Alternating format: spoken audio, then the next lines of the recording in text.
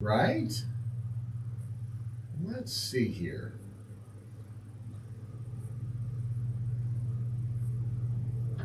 Are they? Are they?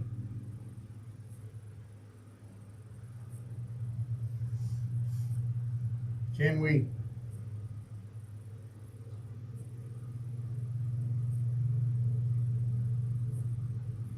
Well, hello, everybody.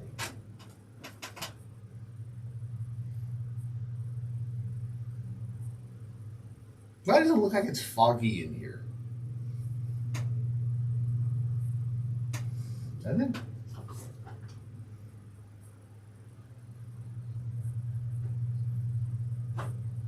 I'd like to be catching some rays. Huh. Well.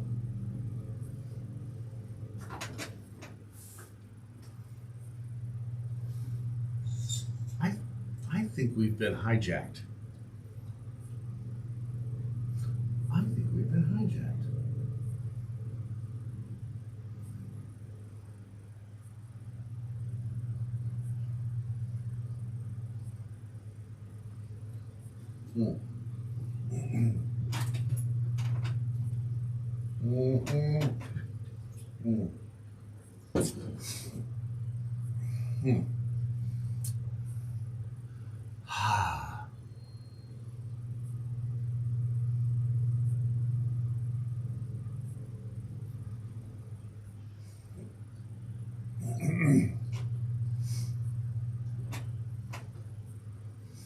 Well, the Supreme Court has gone insane.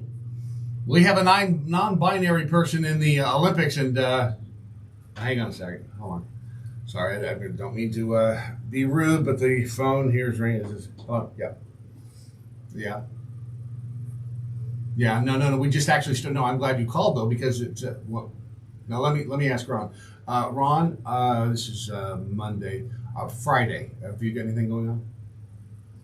No, this coming Friday. You've got anything going on? Friday night. All right. So yeah, no, we can get them. How much? Seriously, 4 of them? We can get 4 of them. No, I know. We'll take them. We'll take them. So yeah, all right. So Ron, we have plans. We've got tickets to the 8 o'clock Bob Saget show on Friday. I got them for $10 a piece. All right, cool. Yeah, we'll take those. All right, thanks. All right, bye. What? What? It's the 8 o'clock show on Friday night. $10 a piece. I don't know what's going on. What? Wait, hold on. Does that mean I wasted $10 a ticket? What? He's a comedian. Too soon? Too soon? We don't even know what he died of. He just shows up in the hotel room dead. You know what, though? He went out doing what he loved. Well, at least we think he did. We don't know what the hell he was doing in the motel room in Orlando, but he was number 3, right? So he was Betty White, Sidney Poitier, and Bob Saget. Ta-da! Welcome let's see. Was Betty White 2022? Was Sidney Poitier 2022? It's all kind of running together, isn't it?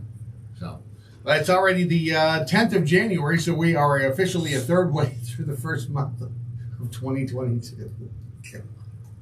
Time is flying. I wonder if we're going to get half-price drinks at the show. I mean, I am in it too. Oh, is that my iPad? So now it's my fault? So now it's all...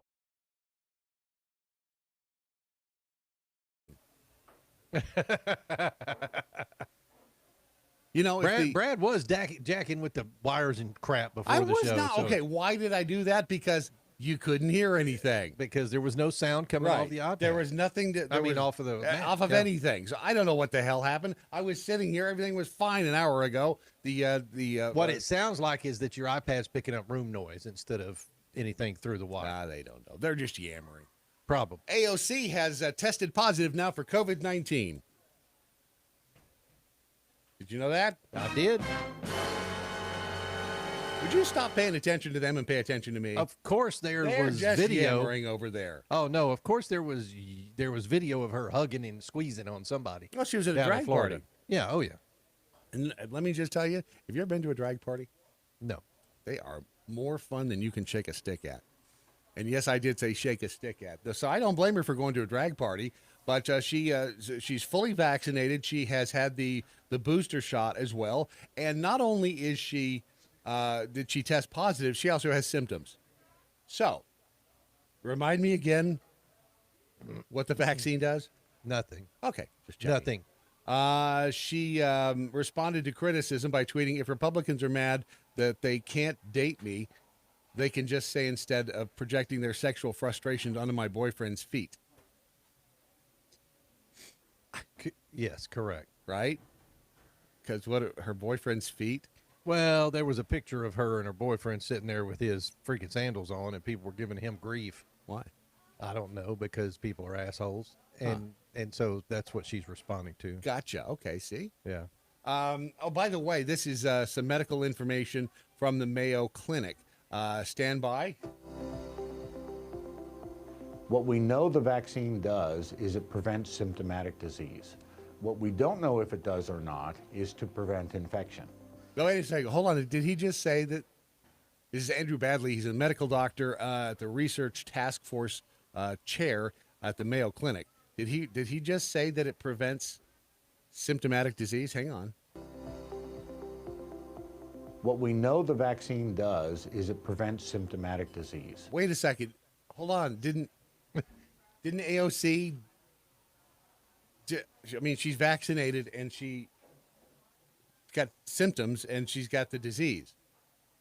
So are you saying that this guy's wrong? Is this medical misinformation now? I don't. I mean, I granted, don't know what's considered medical misinformation anymore, but nowadays, because you're vaccinated means you're more likely to catch the Omicron virus. Right. I think that's right. Is it? I'm not sure. Facebook and YouTube. I'm sorry. I don't know if that's correct. So it's not medical misinformation if I don't know the answer. We're just looking for the answers. I'm pretty sure a lot of people don't know the answer. So this is a guy from Mayo Clinic. The date on this video is January 23rd, 2021. So it's less than a year old. Okay. So checking, because obviously if in less than a year we find out that the vaccine doesn't stop symptomatic disease and it doesn't stop you from, spewing smeg all over your fellow human beings, I'm curious again as to why it is that, everybody's got the jollies to get people around them vaccinated. I'm asking. I'm just a human being asking these questions because I don't understand.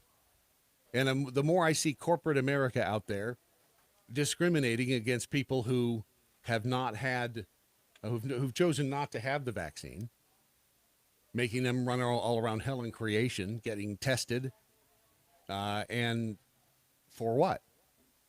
I mean, they don't make the people in a lot of these corporations, they don't make the folks who are vaccinated get tested every week.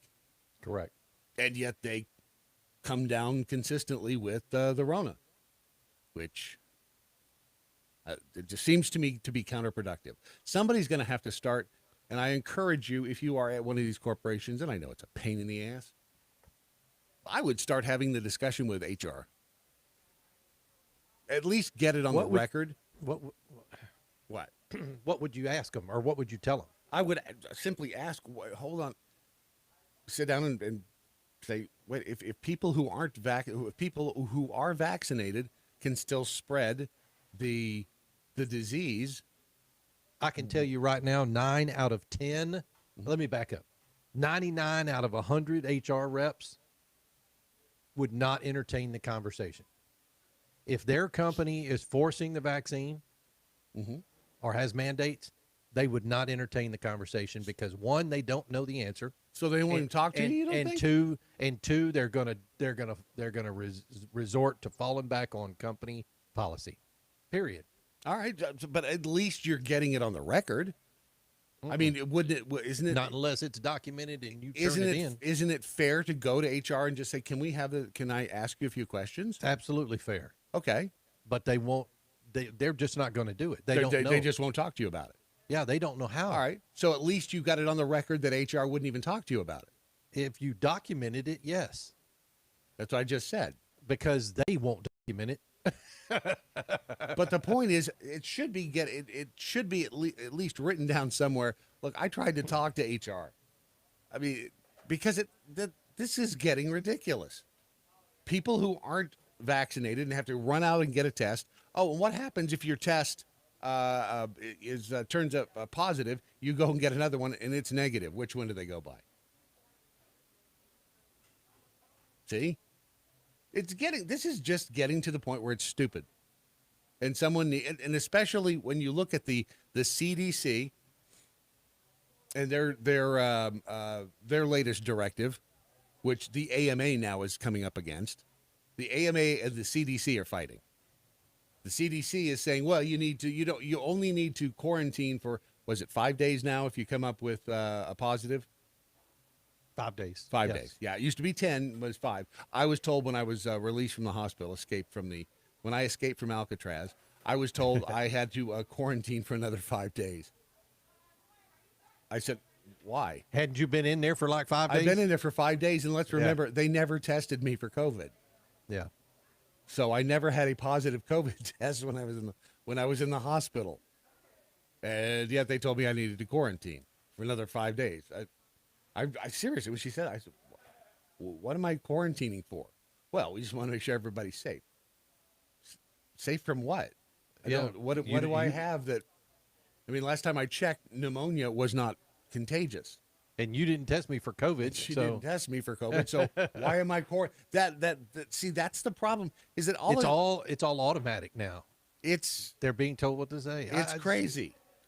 And they remember they kept trying to offer me remdesivir, which you only are supposed to offer to COVID positive patients in the first 3 days, 5 days, something like that. But you were outside of it, and they didn't test you. Then they didn't test me. So they asked you if you wanted it instead of forcing it on you. Mm-hmm.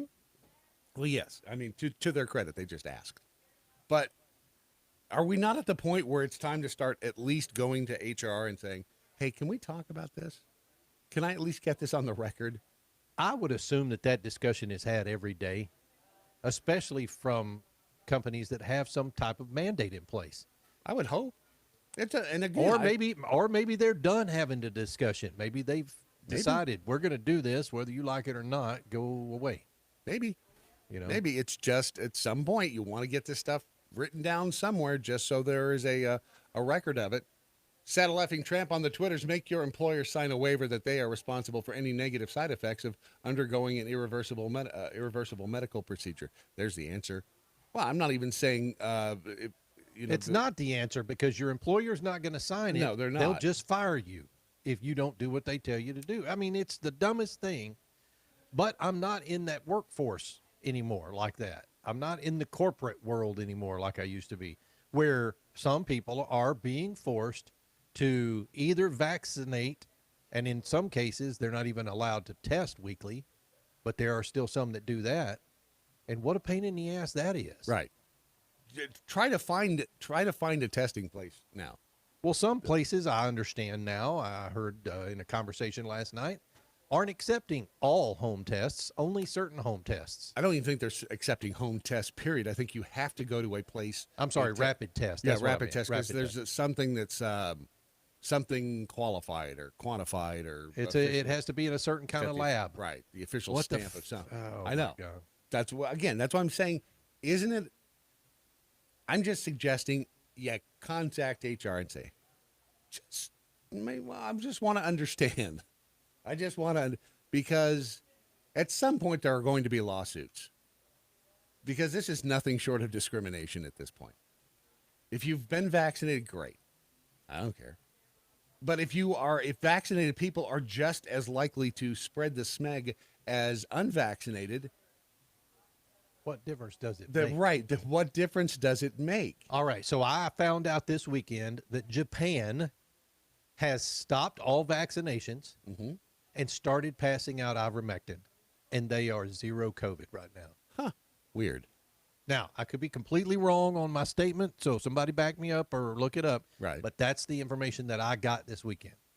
So I will say this. I am grateful that, and at some point I would love for, They're going to call today. good.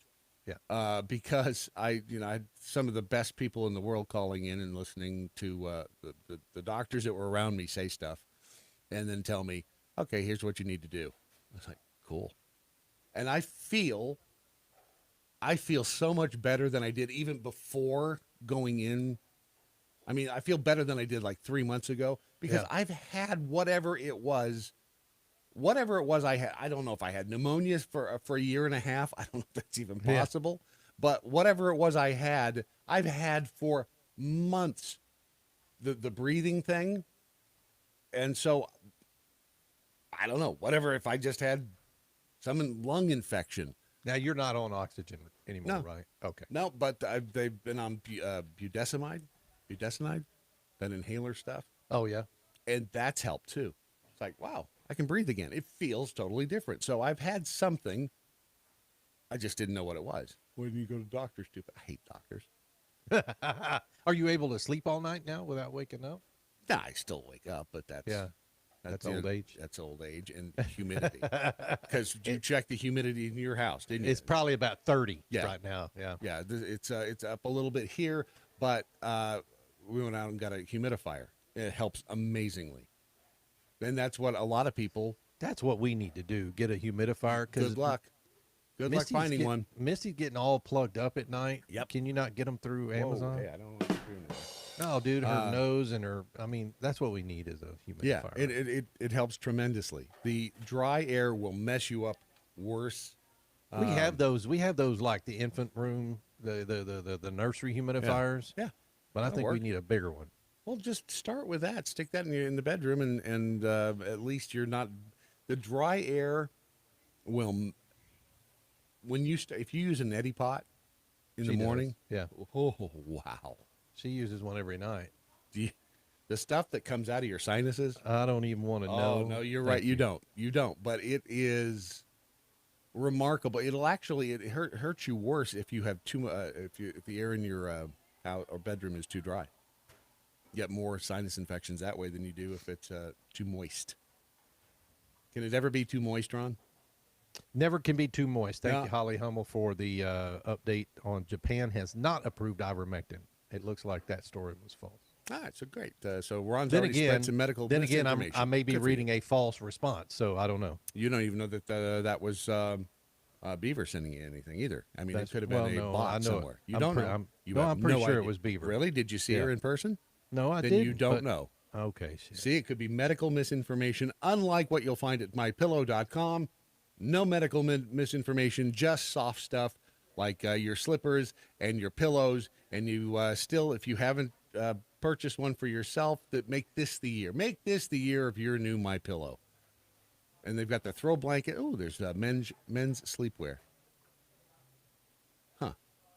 Women's sleepwear. I should stop in here more often. Men's sleepwear. And if you are using the promo code Mojo50 right now, if you go to mypillow.com, click on Radio Listener Specials, and you can get the original MyPillow for as little as $19.98 with the promo code. And I'm thinking I may upgrade to a queen. Yeah. I'm not going to say I outgrew my standard MyPillow. It's just I feel like I deserve to sleep on a queen. What do you think? Yeah. Well, let's ask her. Isn't that what? Hell. Mike Lindell is still fired up. We interviewed him yesterday for half an hour, actually 45 minutes. Good. The guy is fired up, and he has so many things in the works right now that he's excited about because it all looks like it's falling his direction. Good. So, yeah. Good. Well, and they don't cover him on the mainstream media at all. Not anymore. So this is good. I like to hear that.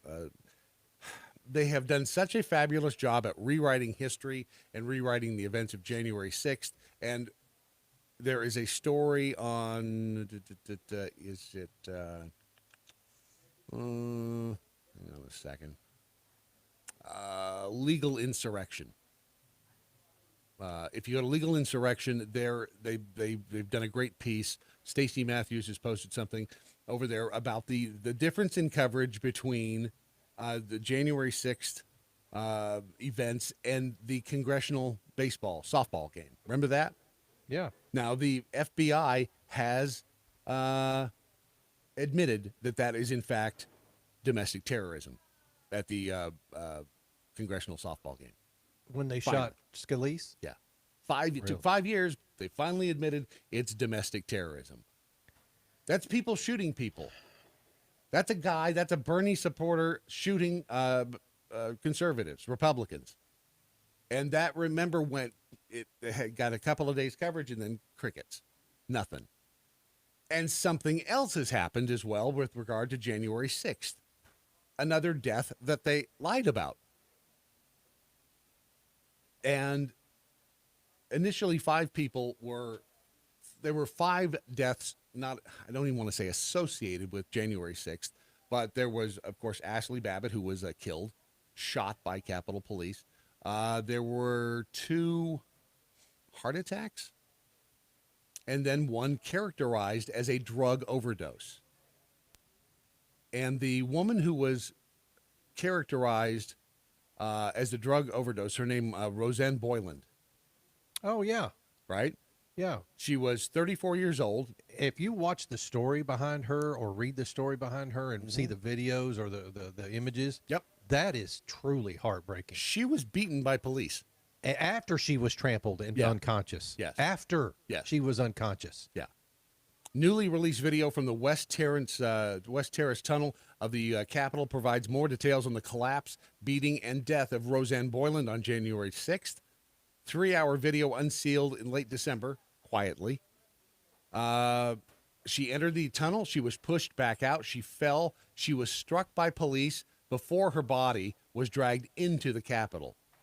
Her sister and a New York attorney have questioned now the District of Columbia medical examiner's finding that Boyland died of an overdose of a prescription medication that she was taking for ADD or ADHD. She's from Kennesaw, Georgia. She traveled to D.C. for the Save America rally at the Ellipse on January 6th. She is seen on video entering the Capitol tunnel, walking next to conservative activist Philip Anderson. Bystanders continue filing in toward the double doors leading into the Capitol. About 2.5 minutes later, the cops begin pushing the crowd backward. She is seen at one point looking down at her feet as all of this crowd keeps flowing back toward the entrance. Less than 2 minutes after that, she disappears from view after falling. Police continue to push the crowd out of the tunnel, causing bodies to pile up on the stairs. A man in a blue cap and a fur-rimmed jacket point to the ground. They plead with police to stop pushing. And then there are others in the crowd trying to hold off the police, saying, look, there are people on the sidewalk, and you're pushing this crowd over the top of these people, and they're trampling these human beings that are on the ground. Despite all the pleas, the police make another push against the crowd, sending more bystanders down the stairs. Men trying to pull people off of the pile are doused with pepper spray. So there are people on the ground. There are others who are trying to pull people off of this pile of people. Those people are being doused with pepper spray by the apparently the Capitol Police. About 7 minutes after Boyland was pushed out of the tunnel, a man steps right in front of the cops and shouts, "Stop." He grabs an aluminum medical crutch off of the ground and holds it out in a blocking motion. At the lower right edge of the tunnel arch, the video shows a Metropolitan Police Department officer repeatedly striking someone at ground level with a baton or a large stick. So it may have been Metro PD, not Capitol Police. Mm-hmm. The body cam footage that was released in 2021 show that Boyland was hit by a police officer numerous times with what appears to be a small tree branch or a walking stick. Shortly after, a group of men carries Boyland to a spot on the sidewalk directly in front of the police line at the center of the tunnel entrance. Somebody else is trying to perform CPR. Another man wearing body armor with a patch that reads sheriff on the front takes over the CPR for a short time, but is then pulled away from her. Police then grab the apparently deceased woman by the feet and drag her into the Capitol. Is this not amazing? I mean, have you seen the video? I haven't. I haven't seen the video. I've seen the pictures. It and, is, and they're difficult to look at because it's hard I'll bet. not because of the nature of the picture, but because it's hard to see the persons they're talking about. Right. My assessment, the New York attorney who released the 3-hour surveillance video repeated his call for a special prosecutor to investigate what went on in the Capitol tunnel. My assessment is that, yes, she was killed by police, Joseph McBride told the Epic Times. He originally called for a special prosecutor after that 3-hour video showed his client, Victoria White, was beaten by police in the West Terrace tunnel over a 4-minute period. It's amazing that they have been the liars in D.C. in the government have been able to frame January 6th as they have. Well, it's easy because they have the press in their back pocket, Right. but it's almost 180 degrees off of how they've described it. It was the police who were killing people in D.C. It was not the quote-unquote rioters, protesters, whatever you have. This is unbelievable. Clear. God almighty. The videos are hard. I mean, the pictures are hard to look at, but I haven't seen the video yet. Just unreal.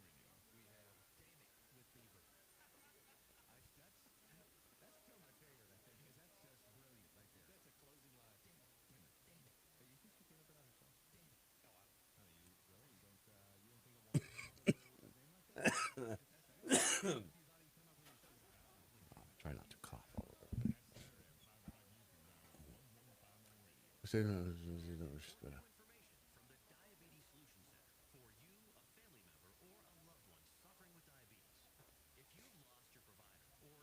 that right? If you test positive once, you have to test negative twice?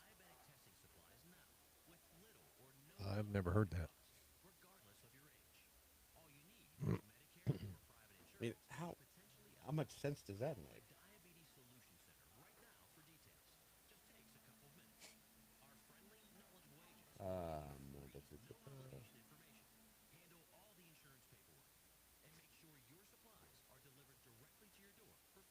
Welcome back to Fox News Sunday. Good morning. Good morning, Brett. Good to be with you. You just heard about the U.S. Supreme Court currently deciding the fate of the president's vaccine mandates. In the questioning, Justice Sonia Sotomayor made this statement.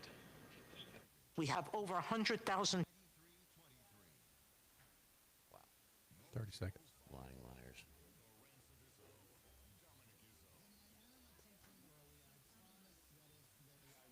Dan just says, I just turned in and Brad, your beard. Yeah, I got sick of it.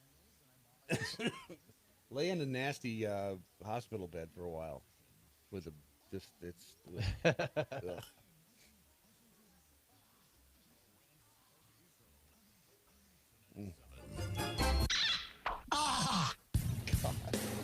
The Daily Mojo. DM over on the Twitter says they always take the positive only. Then these same places, after sending people home for 10 days, don't retest before return because they don't want the employees out any longer. It's all optics, even at the private level. Richmond Joe says if you test positive once, you have to test negative twice before they declare you clean. It's, again, you step back and you look at it, and there's no logic to it. That's the issue. There's no logic to it at all. I mean, nobody wants to get anybody sick. I think we can all agree on that. That's why in the past, although we do all know that one person at work who would, come in with the hack. Yeah, sorry, I felt bad, but I just had so much to get done. I needed to work. Yeah, shut up and go home. Yeah, most people, though, would stay home if they didn't feel well, and especially if you had a fever. Not if you had a temperature, if you had a fever. Because if we all stayed home if we had a temperature, guess what? Everybody would stay home. Everybody would stay home. See, it's a word thing. So, the CDC, Rochelle Walensky, and again, you know, when you get older and you start seeing these younger people in positions like that, Ron, it's like, what the hell? How do these people climb to the top of their, well, it's the Peter principle, but I digress. So here is Rochelle Walensky on Fox News Sunday discussing the Supreme Court, who is now debating what the OSHA mandate. And you should be terrified because you want to talk about medical misinformation? Wait until you hear a Supreme Court justice spew it. Children. With Rochelle Walensky. Dr. Walensky, welcome back to Fox News Sunday. Good morning. Good morning, Brett. Good to be with you. You know, you just heard about the U.S. Supreme Court currently deciding the fate of the president's vaccine mandates. In the questioning, Justice Sonia Sotomayor made this statement. We have over 100,000 children, which we've never had before, in serious condition, and many on ventilators. Now, we can find from Friday suggests there are fewer than 3,500 current pediatric hospitalizations from COVID-19. Is that true? Yeah, but you know, here's what I can tell you about our pediatric hospitalizations now. First of all, the vast majority of children who are in the hospital are unvaccinated. Okay. Notice I skipped right. Yeah, well, it's only 3,500. Yeah, it's not 100,000. It's 3,500. But the important thing is they're not vaccinated. So the Justice Sotomayor gets out there, tosses out the 100,000, some random number, and which is not true. And yet, I wonder if she's still on Twitter.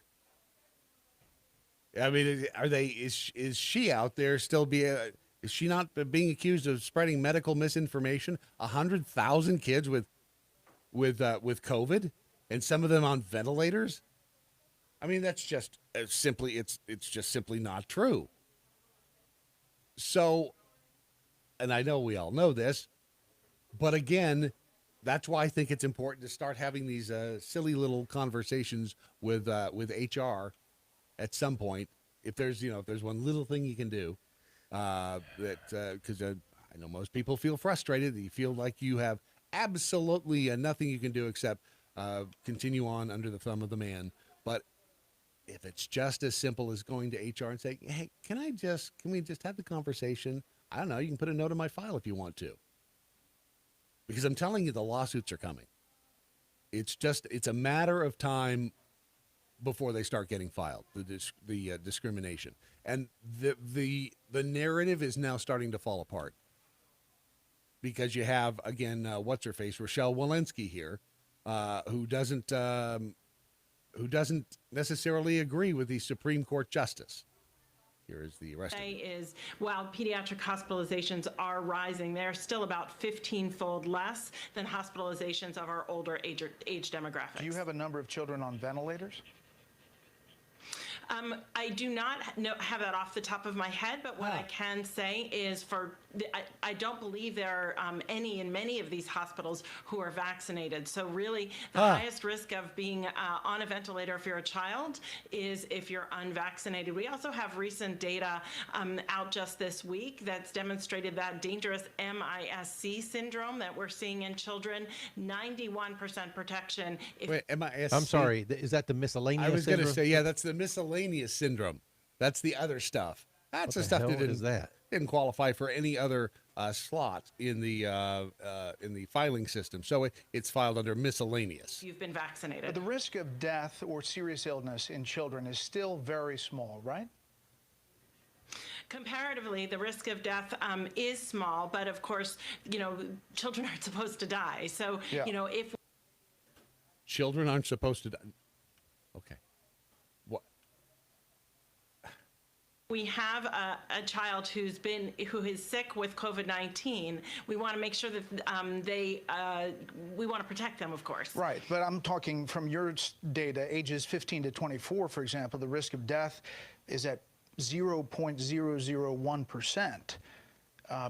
I guess what I'm getting at in this opening is that the Supreme Court is in the process of dealing with this big issue about mandates. And do you feel a responsibility as a CDC director to correct a very big mischaracterization by one of the Supreme Court justices? Yeah, here's what I'll tell you. I'll tell you that right now, if you're unvaccinated, you're 17 times more likely to be in the hospital and 20 times more likely to die. Won't answer the question. Wow. Will not answer the question. How's that? That's the CDC director refusing to correct the 100,000 kids in the hospital spewed by Sotomayor. And just kept going back to, well, if you're not vaccinated, it's. She also said during this, Sotomayor said in oral arguments, she claimed that COVID deaths are at an all-time high, claimed that Omicron has been deadlier than Delta, claimed 100,000 children are hospitalized with COVID, said that OSHA's regulatory authority is a federal, quote, police power, end quote. I'm telling you, if better hope that Kavanaugh and Gorsuch and Amy Coney Barrett and Thomas, we better hope that they get their proverbial crap together, because otherwise we are going to be screwed. There are about 4,000 children in the hospital from coronavirus. And now the argument is, which we've been arguing all along, is it from or of? Or excuse me, is it with or of? In other words, were they admitted to the hospital because of COVID, or did they go in there and, for, I don't know, tonsillectomy? And then they tested them and, all of a sudden they're COVID, positive COVID, even though they had no symptoms. So does that make them a COVID case? And I'm willing to bet, yeah, it probably does, because then there's more money involved, because a lot of it goes back to the money. So, it's crazy when you stop and think about it. A Supreme Court justice out there yammering and blathering all of this horse shit. A Supreme Court justice. Makes you, I don't want to say, the word's not hopeless. But it sure does. It kind of gives you that feeling, though, doesn't it? It does. It's like, look what we're up against. I mean, this is the Supreme Court. How do you... It's like this has literally infected every branch of the government, every department you can think of that has anything to do with leadership in this country, from a state and federal level. It has been able to infiltrate every tiny little crevice. And I don't know what... I hope there's a way out of it. This was on, let's see, this was December 28th. I feel like I missed like 2 weeks of... That's because I did. But I'm like 2 weeks of information. And again, maybe a lot of people just don't. I think maybe it's natural to tune out over. Yeah, but I started to say, I'm gonna tell you, if that's the 2 weeks that you missed, yeah, that would have been the 2 weeks of the year that most people miss anyways. Right. Because they don't know what day it is. Right. They haven't worked in 2 weeks. I mean, that's me on any given day during the year, I guess. So this is over at MSN. The headline: Can fully vaccinated people spread the Omicron variant to others? Here's what the CDC says. The CDC has confirmed that anyone regardless of vaccination status can likely spread the Omicron variant of the coronavirus to other people. Ta-da! This is the CDC. So, given that, what the hell was Walensky talking about? Well, if they're not vaccinated, they blah blah blah. Apparently, it doesn't mean anything. The Omicron variant will likely spread more easily than the original SARS-CoV-2 virus, and how easily Omicron spreads compared to Delta remains unknown, according to the CDC. The CDC expects that anyone with Omicron infection can spread the virus to others, even if they're vaccinated or don't have symptoms.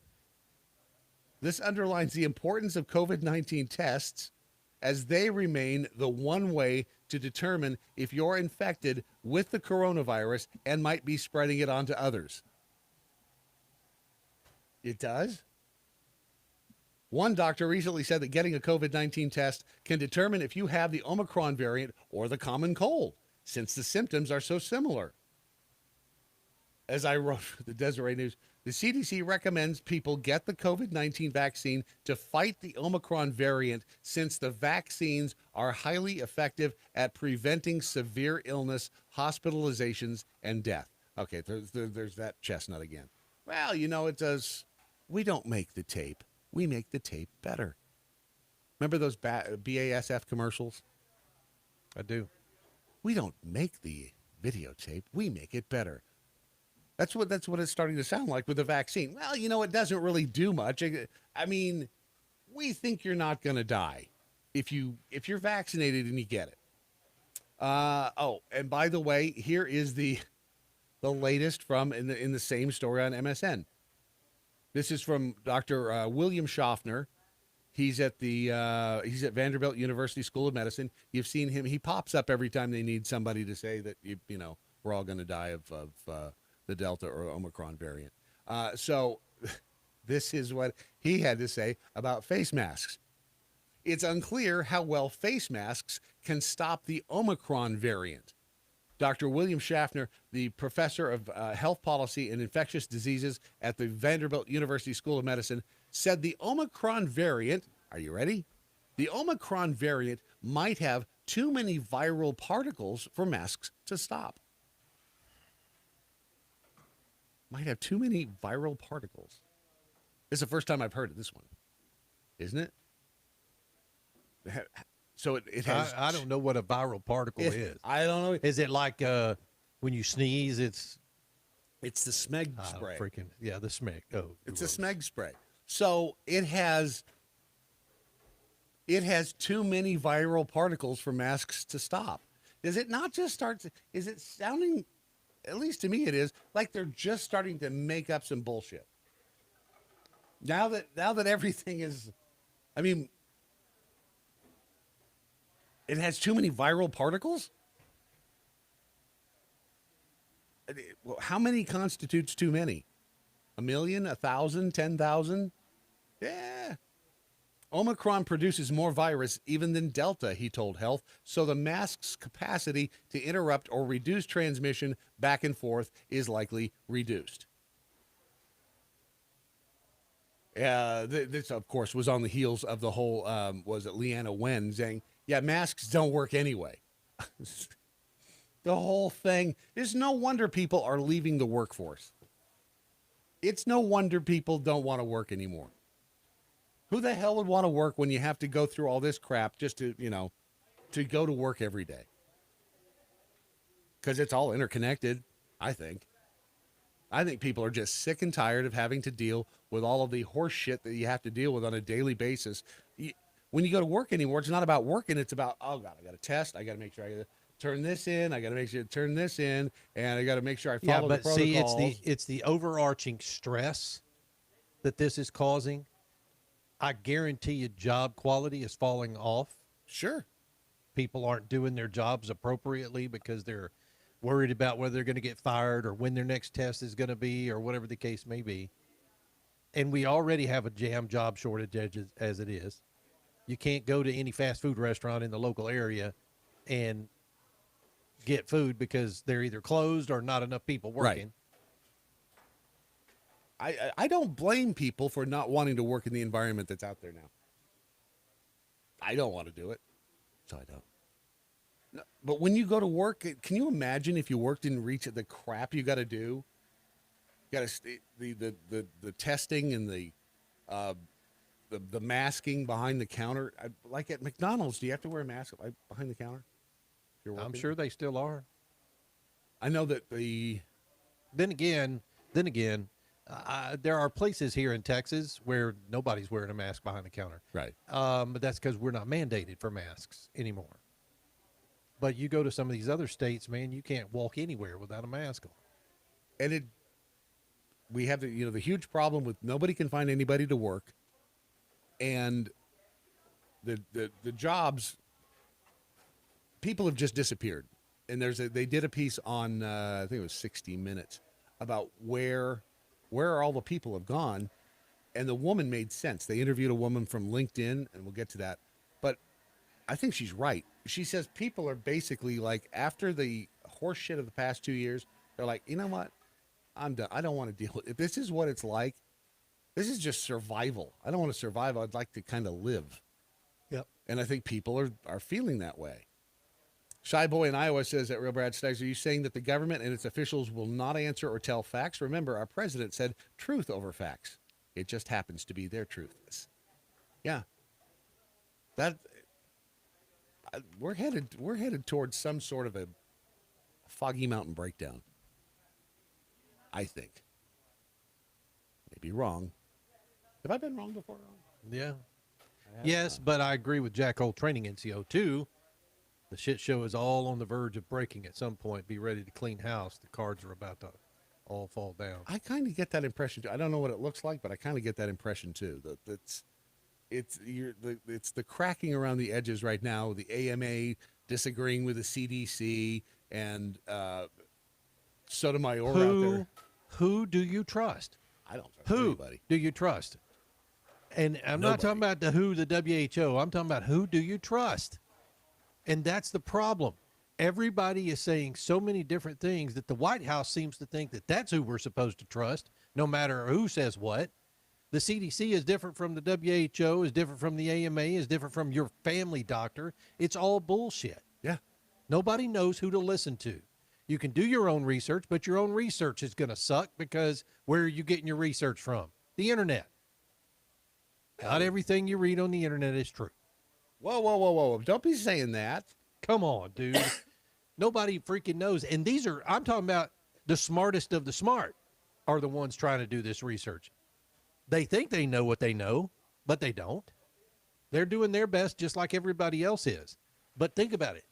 50% of this country is made up of people who don't care to get on the internet or go do their own research, do whatever they've got to do because, one, they're too lazy, or two, they don't care. I like to go to the library and check out the encyclopedias. Yeah, I'm sure you do. I used to do that when we had, we used to have encyclopedias. The most recent edition of the encyclopedias at the library, they've got the most up-to-date information in them. So 1995, what? Damn straight. Yeah. And they remember the way they smell? I do. Yeah, had a smell to them. I mean, it's not like the smell of a laser beam, but it's close.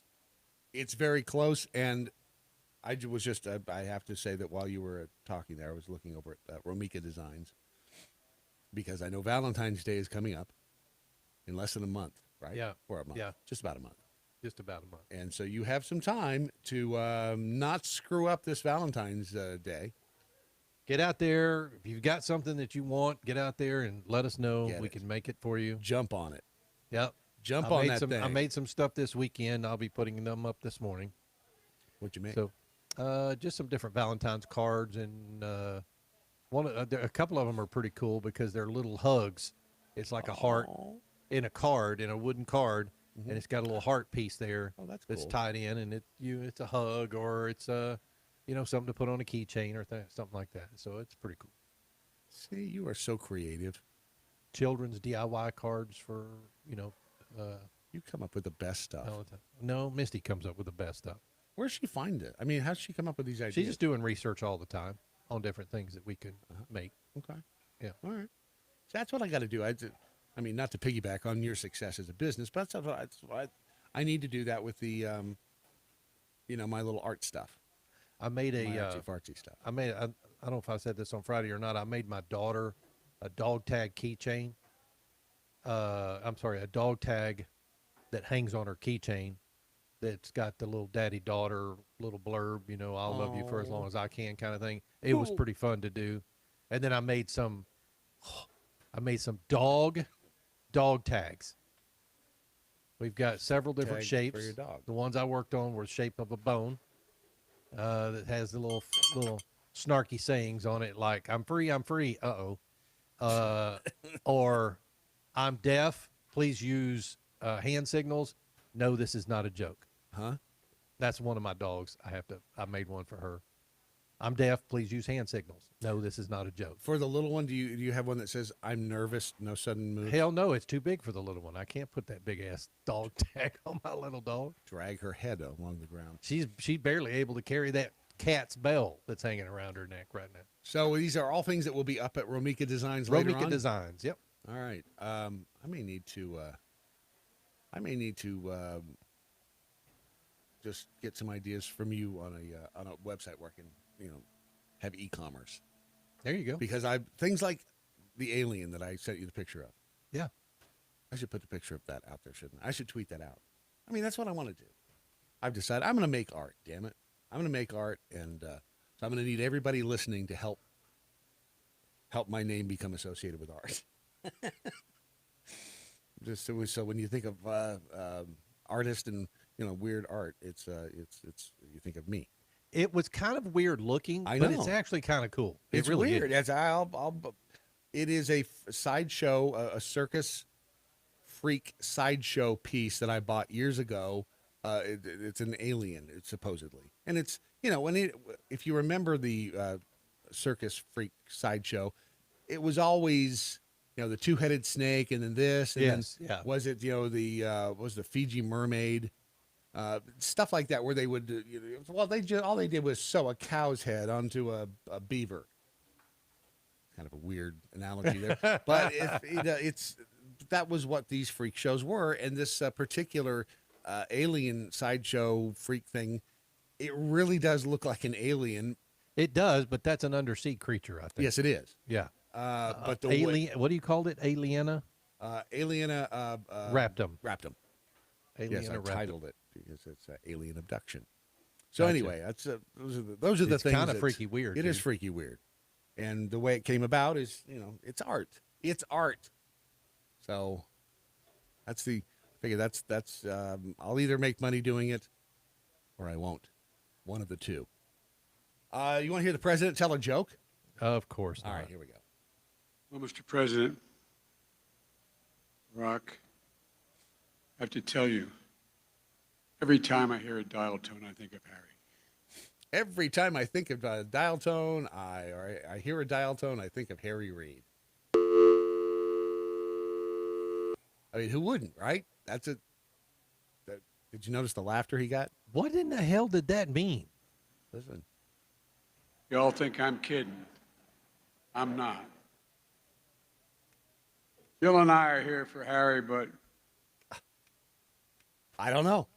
That's part of the eulogy for Harry Reid, the memorial for Harry Reid, and that's the president. That was his opening line.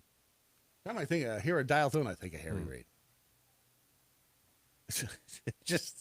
It just again, it goes to the dystopian nature of everything that we're living through.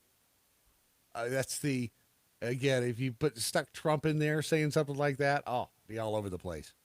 But because it's Dingle Nuts there, is he doing something different with his hair? Who the hell knows? I'm not sure.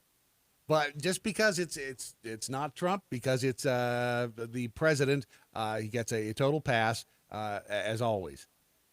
And again, this is nothing new. This is just the amazing. This is just, again, it's the dystopian nature, I think, of the world in which we're living. And I think people are getting sick of it.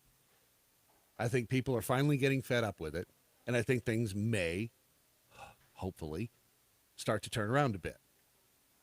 There was other video released over the, this is Gretchen Whitmer. This was in 2012.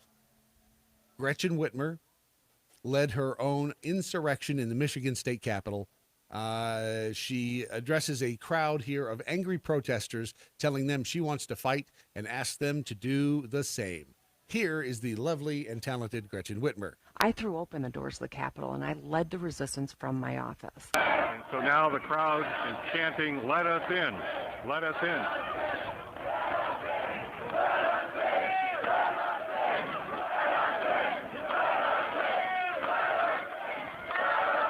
Let us in, they're chanting. Are you? Yeah. Jesus. My face! And then there's some fist fighting. There's some dancing. What is it? Does it matter what I wear? No, it's just going to be you and me. This is Gretchen Whitmer at the Michigan State Capitol 12 years ago, as they were leading. So she was leading her little insurrection back in Michigan. And there's video and everything. There is, just like there's video evidence of Roseanne Boyland being beaten by police. And what do they do about it? That's, again, you can have damning proof positive video, and yet these people get away with it. That's the most stunning part of this entire when they started to try to rewrite the January 6th narrative. When you watched or when you listened to them last week, and their moment of silence, and this was a deadly insurrection, and all the horse shit they kept repeating, trying to memory hole what really happened. And you watch it, and it's so dystopian because you grow up, and I was talking to Beth about this the other day. You just didn't realize that there were people around you who didn't appreciate the country. Growing up, it just seemed like this. It was always going to be this way. It was always going to be America. It was always going to be land of the free, home of the brave, and all of that. We are all, you weren't ever going to lose your liberties because, damn it, this was America. Well, when we were born, we were, 20 years maybe out of the World War II. We were right in the middle, just about to start Vietnam. Yep. None of that, anybody, and see, so all of that stuff taking place was I don't know. I'm of the firm opinion that when you get bored with things, I don't mind. You start workshop. Yeah, finding shit, and that's where we're at right now. Well, it may be, but we need to start. This may be the perfect time to start pushing back. This may be our big opportunity. We'll see. More of the Daily Mojo next.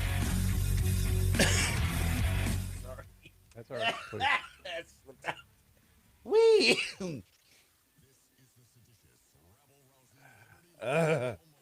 Just leave me alone over on Twitter. On a bus with a bunch of friends on our way to Trenton to protest the so-called reproductive freedom bill that the Dems are trying to pass on the last day of the lame duck session. Could really appreciate everybody's prayers. Hold on to that one. Let's go, Brandon, is who it is.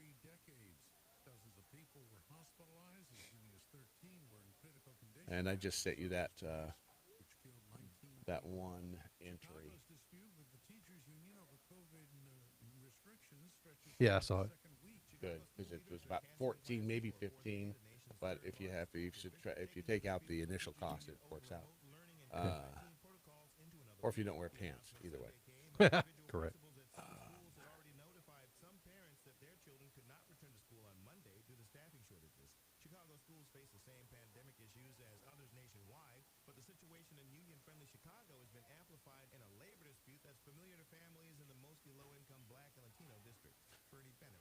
Where's my little pulse ox thing? Where's what? A little finger thing, my pulse ox thing. Now that I look that up, I keep getting, the ads for pulse ox. Oh, yeah. But it just sounds like you're saying pulse ox. Pulse ox. Not pulse ox. Yeah.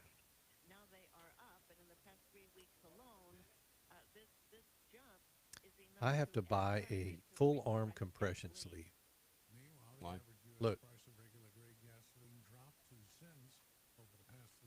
Oh, God. What the fuck? Bursitis. That's the only thing I can think of. What's funny is it doesn't hurt. It's not painful. It's just swollen up. Wow. Woo! It's full of liquid. Woo! It's gotten worse the last couple of days. I'll So bet. if anybody's got any ideas for, I think he needs steroids. probably. I'm starting to think steroids are the miracle drug. Right? Let's take steroids and fix his stuff. Just tickle my lung. What?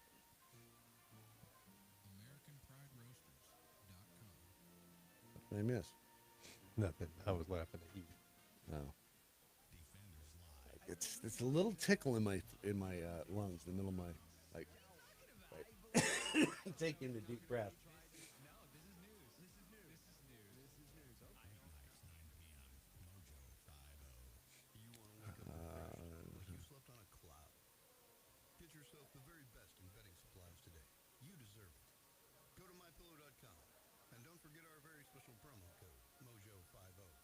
Very special promo code.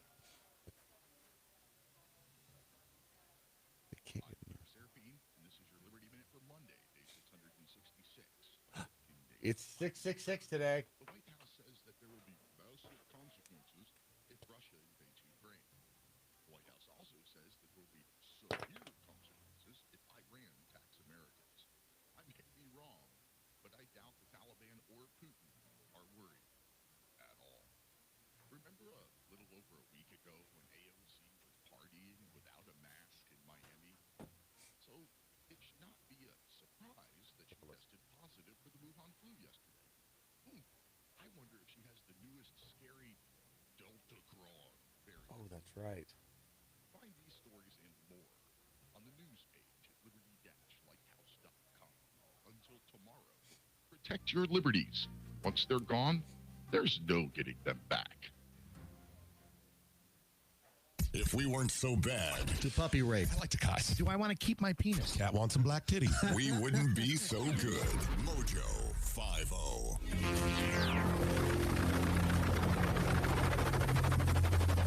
The mothership has landed. All right, over on the Twitters, Let's Go Brandon tweeted on a bus with a bunch of friends on our way to Trenton to protest the so-called reproductive freedom bill that the Dems are trying to pass on the last day of the lame duck session. Could really appreciate everyone's prayers. You got it. We'll put it out there. In the meantime, Ron and I are here comparing swollen things. And is your wrist still no, swollen? my hand. My hand. I still don't know what I did to the back of my. I must have hit it on a doorknob or something. And because I run into stuff. I'm clumsy, but it is still. I don't know if you can tell. It's this hand over here. It's just right on the top. Yeah, Absolutely, it's just it's swollen, and I don't know. I need from what I've read, I have to get like a full compression sleeve that goes from my upper arm to my lower to my wrist. Looks like you stuffed a lemon into your elbow. I know it does. Look, it looks like a golf ball, doesn't it? That's bursitis. Oh, and it's not painful yet. It's just swollen up, and try hitting it with a hammer. See if that. It just pisses me off because I can't put that elbow down because it feels squishy. Oh, it's just miserable, dude. Getting old bites balls. It does. But I do think that steroids is the answer. I just take steroids for anything. I have loved over the past couple of weeks because it's made most of my little aches and pains go away. Yeah. Now I'm sitting on 2 grapefruits now, but it's I think it's worth it. I really do. The video of that rock falling, was that Brazil? Brazil, yeah. Holy crap. Yeah. I mean, there's a bunch of different angles. If you're watching TikTok videos, a bunch of different angles. Several of the boats had cameras going. But they were watching pieces of that fall for a long time. This is... I can't even imagine. It crushes 2 boats, man. It is this. I mean, that thing's got to be 60 feet tall, right? And it's in Brazil. It's a. They say a giant rock falls. It's like part of the vertical slice of the cliff, probably 30, 40 feet across, maybe, and 60, 70 feet tall, somewhere through there. And it lands on these. It looks like it's in kind of a little bay. Yeah. And there are 4 or 5 boats around, and most of the boats kind of move back, but there are a couple that just sit there. It's like, okay, and they say the thing, you can hear it cracking. Is that right? Yeah, you can, you watch it. It's cracking and the pieces are falling off of it. It's a good time to get away from it. Yeah, but there's that one boat that's just sitting there watching. And I don't think they thought it was going to pop off and fall out towards them. Right. I think they thought it was just going to slide into the water if it did fall. But no, man, that thing freaking popped off. And that is, it's horrific. And it does kind of prove that it doesn't matter where you are, what you're doing, when your e-ticket's punched, it's done. You're done. Doesn't matter what you're doing. There will be something, some way, some piece of something that lands on your head that crushes you. It's just, there is no escape. It's like Final Destination. yeah. I mean, how did Bob die? He was crushed by a giant cliff falling off into the water. That's right up there. We're getting whacked by a train. The video that, Ron, you sent to me from, and this is not from CES. This was, where was this? Yeah, it was CES. Was it? Yeah. Because it looks like it's written in Russian, some of this. This is Amica, a humanoid robot at CES 2022. Very realistic. Can you say hello, Amica? Hello there. So nice to meet you. See, they still haven't gotten the mouth right. No, and they talk about the fact that that's only a development robot. In other words, that robot was built so that developers could use it to test different things, and it will get better over time. Right now, there's only, what they say, 15 motors in her head, and there will ultimately be, by the end of next year, 70 there somewhere. 75. So, but those eyes, dude, they're freaky. And they follow you. They look directly at you. That is the only robot we're talking about. The robot Amica, AMECA. If you look her up on YouTube, you'll see her. She's at CES this year. CES took place last week. They released the numbers. The attendance at the Vegas show fell more than 75% compared to the previous in-person event 2 years ago. So there were 45,000 people roughly at CES. Generally, when CES took place, there were some close to 200,000. So 45,000 people attended attended CES. COVID-19 pandemic led the CTA to take 2021's conference online. So there wasn't one. There was one in 2020, but not 2021. And the what they have to do here? Here we go. Conference attendees were required to wear masks on the exhibition floors that opened on last Wednesday, and show proof of vaccination before they arrived. So you had to be vaccinated, and you had to wear a mask to go in.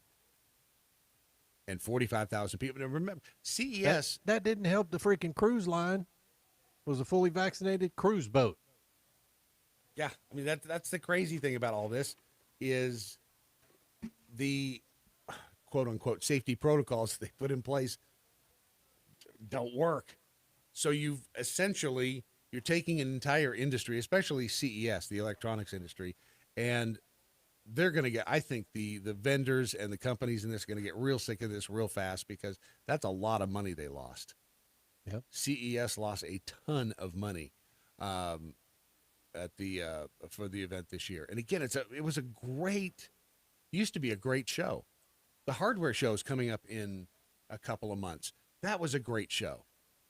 And it'll be in Vegas. But I guarantee you, if it's the same protocols, and I'm assuming it's the Vegas Convention Center, not necessarily the each individual show that is following that sets up the protocols for the health and safety. So hardware show is going to suck. I mean, if it does in fact end up happening, but the hardware show is where you go to see all the the new tools and stuff that are out there, and it's a great. It has been in the past. Been a fabulous show to go and this they have, and again I go back to, it's the damn government. They have effed up every aspect of our life, every aspect of it. So the cool stuff that was at CES, which sadly used to be that there were some really cool gadgets and stuff, because you had these little bitty companies that would show up and bring their they were like the early days of Apple, people who were working out of their garage and putting stuff together. But because of the way things happened this year, it looks like it was all just the big boys. And so the big deal out of CES were chips. Chips? Microchips. Microchips, yeah. The 12th generation core processors and some Ryzen 6000 line. And that's it.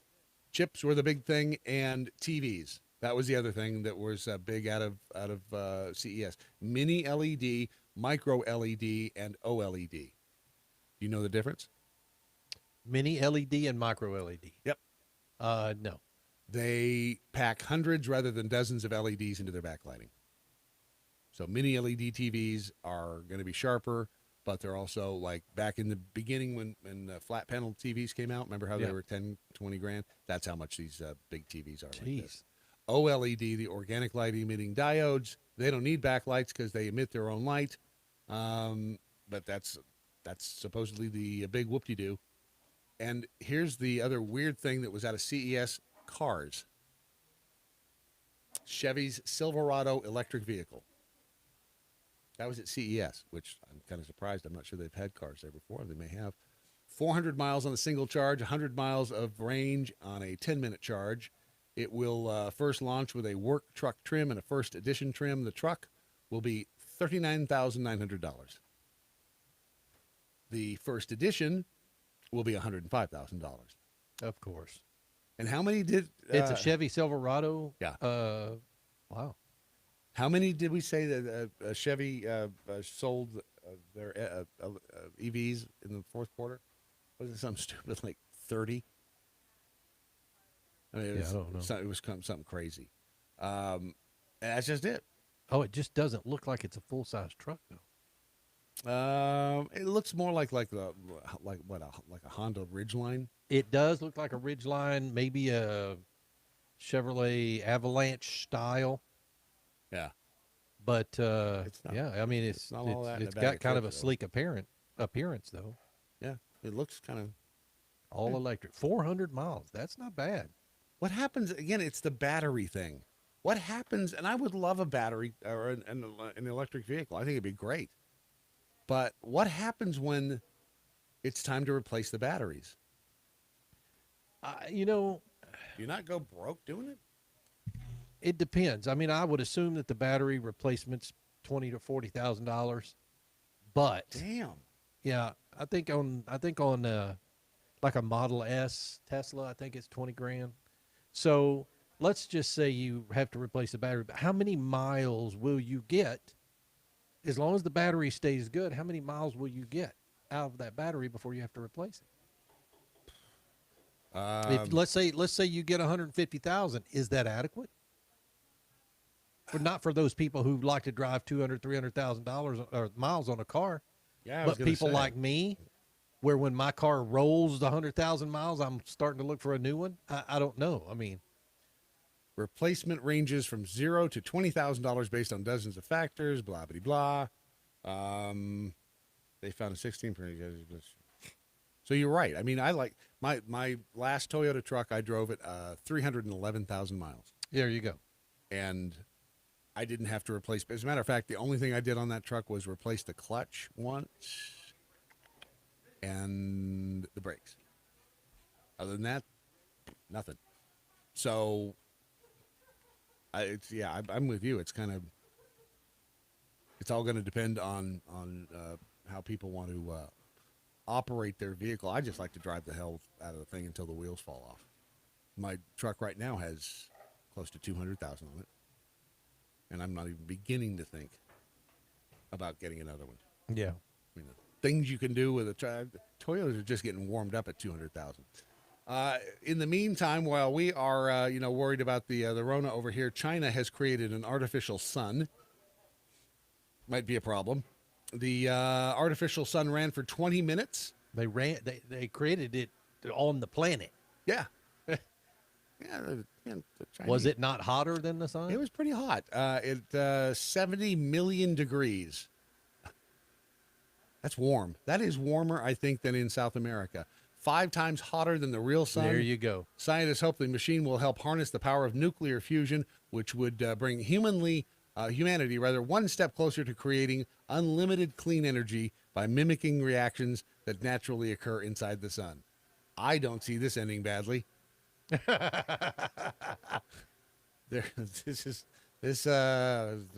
don't see any problems.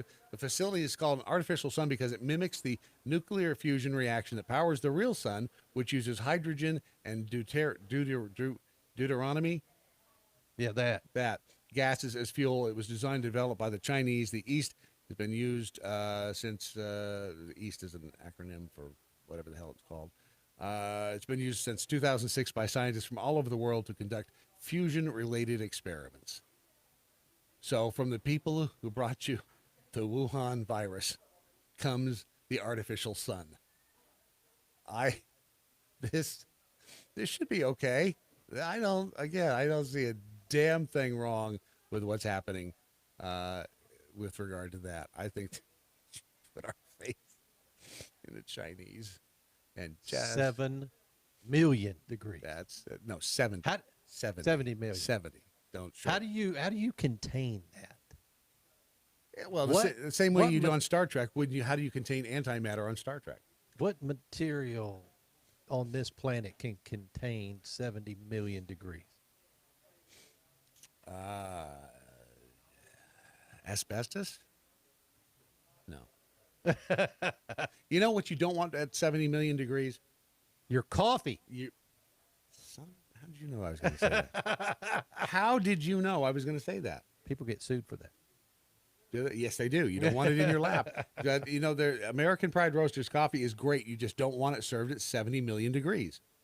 And it's a simple rule of thumb that I was actually pondering this morning as I was pouring my cup of Ron's sexual chocolate into my mug, and it was hot because I hadn't had coffee in about a week or so, and I'd been drinking a lot of ice water. I don't know why. I'm on an ice water kick. So when you've got your mouth tuned into ice water, you go to take a sip of hot coffee, and it's just unexpected. Again, not sure why, but it is. But as I was filling my mouth with Ron's sexual chocolate. Thank you. As I was just letting it, kind of pour in there. Just wash over you. Wash over me. That's the word I was looking for. Wash over me.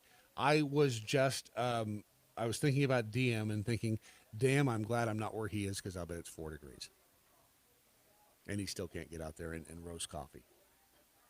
But if you have not yet made your 2022 purchase, if you're not familiar with American Pride Roasters coffee, if you're new to the program, excuse me, the disease-ridden host of the show here, riddled with. I'll be okay. Go to American Pride Roasters, and Ron, you may have the last 40 minutes all on your own. Good luck. Go to AmericanPrideRoasters.com and find the perfect blend for your morning coffee routine at American Pride Roasters. You need to go get a drink or something? What? No, it's just that tiny little tickle, right way down deep.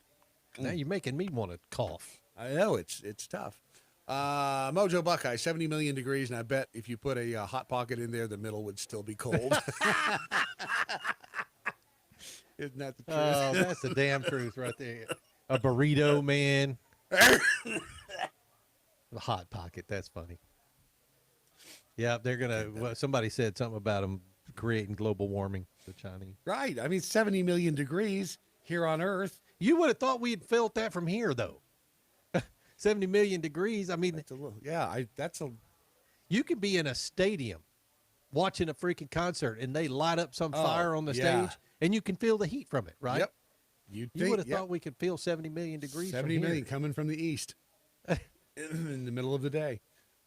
American figure skater Timothy Leduc, or Leduc, or Ledukey Duck, is set to become the very first openly non-binary athlete to compete at the Winter Games. Non-binary. So, how does this work? If you are a non-binary, and when you are a skater, don't they have, is it like men's finals and women's finals and couples? For almost everything. Yeah. Okay, so how do you know what slot you go in? I see what you did there. I don't know. I mean, that's a good question. I mean, I understand the trans swimmer got his ass handed to him by another trans swimmer. There's a joke in there somewhere, but I've even seen that. Yeah. Oh, yeah. U.S. figure skating announced this weekend the 31-year-old Leduc has been paired with Ashley Kane Gribble to compete in Beijing this February. My hope is that when people see my story, it isn't focused on me and saying, oh, Timothy is the first out non-binary person. Of course it's going to be focused on you. When they see your story, they're going to focus on you. What? Seriously? What in the Did hell? this person really just say this?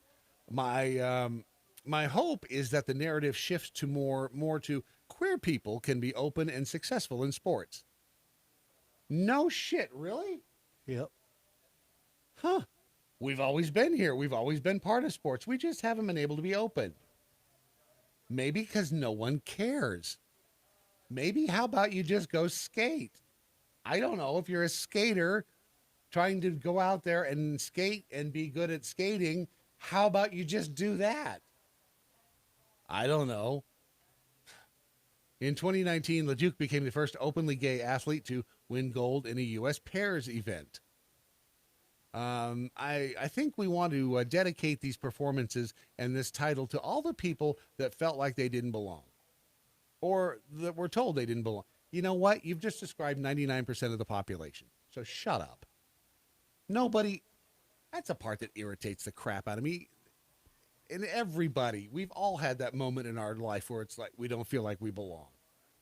Well, you haven't had people call you yes, yeah, actually you have. The two pairs join previously nominated athletes Mariah Bell, Karen Chen, and Alyssa Liu on the 2022 Olympic figure skating team. Wait a minute, I thought we were boycotting the Beijing Olympics. Are we not? I don't follow it. I don't know. I know that the president I'm not wasn't an going to Olympics go. guy. Yeah. I used to enjoy it. I used to enjoy watching the Olympics. It was fun. Which did you like? Gymnastics? Those were fun. Yeah, those were I'm fun. always amazed at people. And diving. I like diving. Mm-hmm. The gymnastics thing is, I don't know how. I mean, that's the closest thing to superhuman feats. I agree. To be able to do what they do and to flip through the air and to tumble, I mean, it's just, it blows me away. I don't even know how you practice that shit. I don't either. I mean, I can't do a flip off the diving board into a pool without landing on my stomach. And do you remember well, I'll just play and see if you remember this classic hit from the 80s, except that's not a video, that's just a still. So I will just tell you it instead. Down in Arizona at ASU, remember the two white boys that were sitting there at the table and the black chicks, I think, came up and started bitching at them? Yep. So it was Mastani Qureshi and Sarah Ticola, the Arizona State University Tempe students who recorded themselves yelling at the two white boys. Oh, I think maybe I found the video. Could it be possible? No, it is not possible. I remember the video. So they say they recorded them. The students, they have now reportedly faced disciplinary action for the September 2021 incident. Students explained in an online video that they were made to write. I want to make sure it's the two black chicks that were yelling at the two white guys. Yeah. The black chicks got busted. The students explained in an online video that they were made to write a 3-page paper about how next time when we talk with white people about race in society, we will be civil, according to the students. They also referenced receiving a warning from the university. Campus Reform previously covered the code of conduct charges against the two, as well as professors at the university that opposed the measure. They reached out to ASU to confirm the disciplinary action. University representative told Campus Reform federal laws governing student privacy and state regulations prevent the university from discussing the details of an individual student's situation. But you know what? How about the next time you talk to anybody, whether they're white or yellow or black or red, how about you just don't be an asshole? How about we all do that? And I don't know, maybe we'll all get along. How about we just, I don't know, get along. Get along. How tough is that?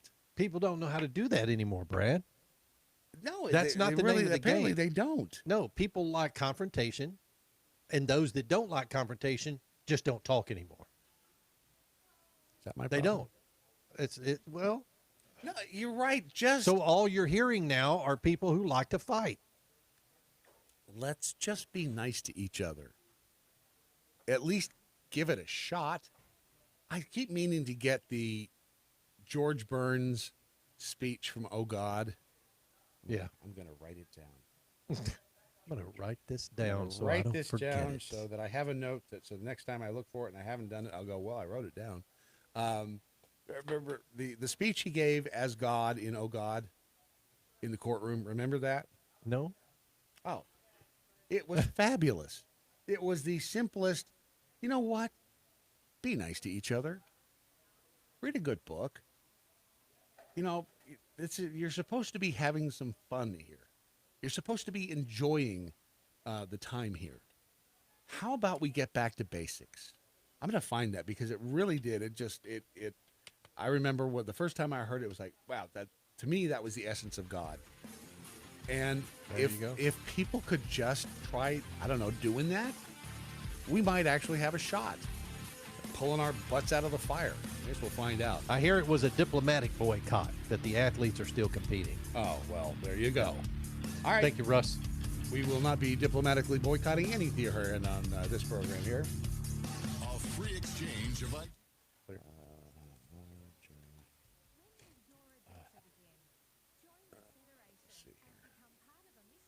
Pickle squirrel, if you act like a bitch, you get treated like a bitch. Right. Impressive miracle. Aha. Pick a card. What? Pick a card. Pick a card. Any card. It's there. Look again. Oh. Kill us about good sleight of hand. Have you ever seen this one?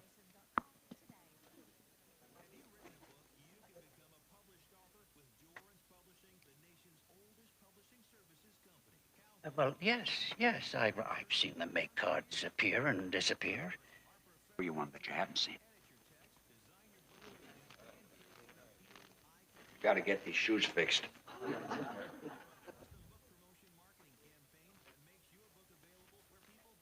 If you could have the faith to start with, maybe the times would change. You could change them. Think about it. Try. And try not to hurt each other. There's been enough of that. And it really gets in the way. I'm a god of very few words, and Jerry's already given you mine.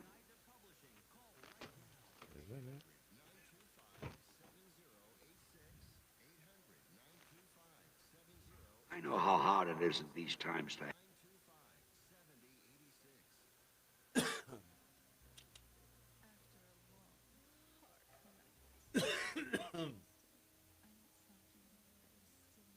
Do you hear that? Thank you. Yeah, and I don't know what does it. It's that cable. Is it the cable? That's a different cable. Yeah, I know, but. Oh, but changes the meaning of the sentence. Or it could be the sentence. Or it could be the sentence. The Daily Mojo. Oblivion flickering. Did you say don't be an asshole? Yeah, see, that's... Don't. Maybe people have just misunderestimated us. Dr. Mojo Martian, wait, first gay male figure skater. Is he implying there are non-gay male figure skaters? That's a good point. Very good point. So this was the Oh God, this was 1977, and George Burns played God. John Denver. I'm not going to go through the whole movie. The bottom line is this. This is what George Burns as God said on the way out of the courtroom. And it was, I thought it was pretty profound. Maybe not. I know how hard it is in these times to have faith. But maybe if you could have the faith to start with, maybe the times would change. You could change them.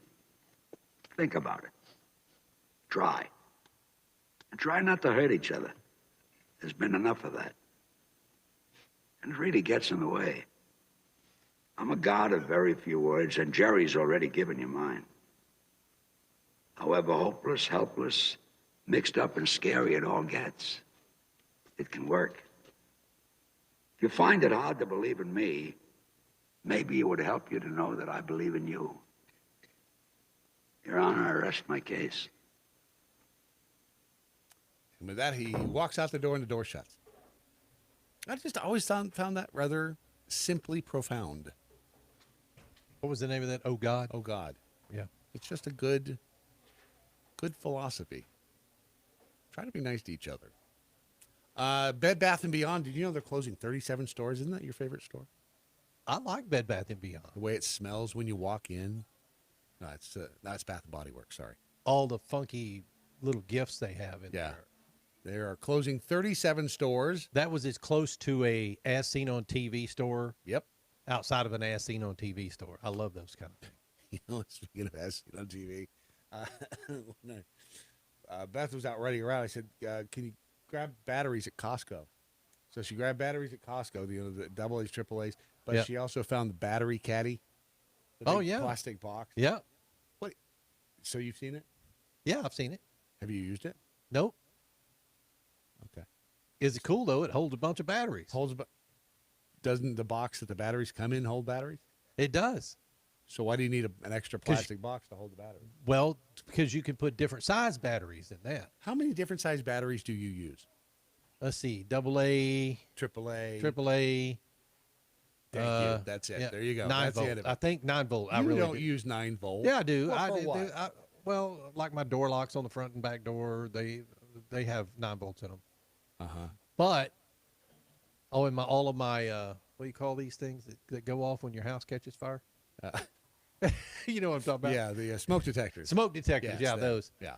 They all have 9 volts in them. So yeah, I have 9 volts in the house. But like C's and D's, man, I haven't used C cell and D cell in years. You used to put D cells in the mag lights. The mag lights, Yeah. dude, because those were some hellacious. You could beat somebody. Beat the hell out of somebody. My dad carried one when he was a cop. I friend of mine was a deputy sheriff in Lancaster, California.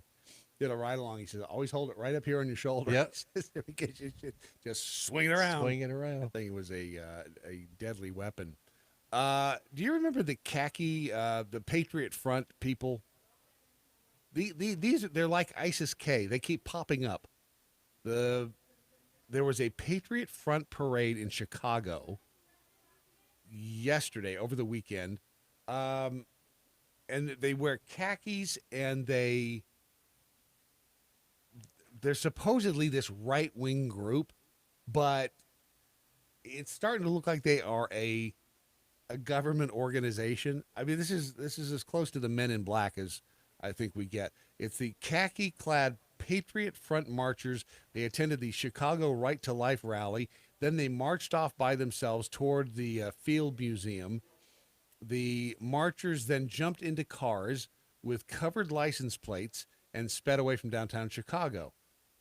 And then it happened back in December on the 5th. They were in Washington, D.C. Same thing. They were all dressed in khaki. They arrived in U-Haul trucks. So big moving vans that back door opens, they marching out, they do their thing. They march back into the U-Haul van and they take off. And this is over at Gateway Pundit. Patty McMurray reported on Saturday a group of masked men who no one has ever heard of headed toward D.C. They marched to the Lincoln Memorial, then almost as quickly as they came, they marched back to the U-Haul trucks that brought them, got into the U-Haul trucks, took off, and it's the same thing that happened in Chicago over the weekend. And do you not remember the Patriot Front? I do vaguely remember. They all wore the same khaki pants and white T-shirts or something like that? Yeah. They think that these people may be federal agents. Yes. For one, that was what I remember about them. The group uses propaganda designed in a similar fashion. It's clear that its target audience is good Americans who don't want to see this country go to communism. These are the people the current government likes to paint as domestic terrorists. So that's what they do. They send out this the Patriot Front people. Essentially what they did January 6th. Same thing. I think they're starting to overplay their hand on this. If they're going to do this make this a weekend event, and every time there's some conservative group that they're going to send in the Patriot Front people. And all of the vehicles that they drove in on had tape on their license plates. And yet, did they get stopped? Nope. So they come in, they're all disguised, and they infiltrate these groups, and then they take off. And that's interesting that they were allowed to do the. It's really, I mean, this is really weird. And it's over at the Gateway Pundit. I'll put it out there. But who are these people? I should learn how to spell people. So there you go. You can take a look at that. It's just, again, it's just another one of these weird little things that's happening out there.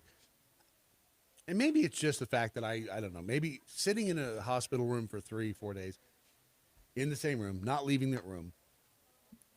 When I escaped again, it felt, and it continues to feel, almost like I slipped into a parallel universe. Does that make sense? The world feels like the air feels different. Everything feels different. It's probably just the drugs, but everything, it just feels different. It feels like a different reality. I don't know if that makes sense or not, but everything feels just a little weird. Maybe it's just me. Maybe it's not just me. Maybe you went to sleep in the hospital and woke up in a different. It's possible. Universe. It is possible. You're over here in this weird one. Everything just feels a little different. And it's just different. I'm just different. And you heard Peter Serafin at the top of the hour. They talk about the Deltacron, the Omicron Delta variant hybrid that has been discovered in Cyprus. 25 cases of it have already been reported. The University of Cyprus Biological Sciences professor Leonidas Kostrikis, dubbed the new hybrid Deltacron, warned that if the world will see in the future if this strain is more pathological or more contagious, or if it will prevail over current variants. 25 cases of Deltacron now have been recorded and reported to the database. Some expressed concern over reports of yet another variant. Several scientists dismissed the discovery as a media scariant and a false alarm. Now, what happened to the WHO? The HU, remember that one? Didn't we have the WHO variant? No, I thought it was the SHU variant, XU, that they decided not to use. Oh, no, that was XI. Sorry. Yeah. So now we have the Delta. It just, I don't know, all this stuff is just coming together, and it sounds weird to me. And probably just in my head. Alec Baldwin is cooperating, he says, with the Rust shooting probe, even though he hasn't turned over his phone. He said Saturday there's no truth to any suggestion that he hasn't been complying with the investigation into the fatal shooting of the cinematographer of Rust in October. He posted a video to Instagram. He addressed the issue of his cell phone. Quote, any suggestion I'm not complying with requests or orders or demands or search warrants about my phone is a lie. He didn't say who, if anyone, was making a suggestion about his compliance. Baldwin said the authorities don't have his phone because they have to go through proper legal channels to get it, and that those channels are more complicated for a subject who lives in another state.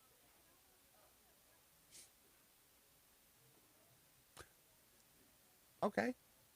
Or you could just turn the damn phone over. I mean, there's that. I mean, if there's, if you want to cooperate, you want to make, hey, I got nothing to hide. I had nothing at all to hide. Here, look at my phone.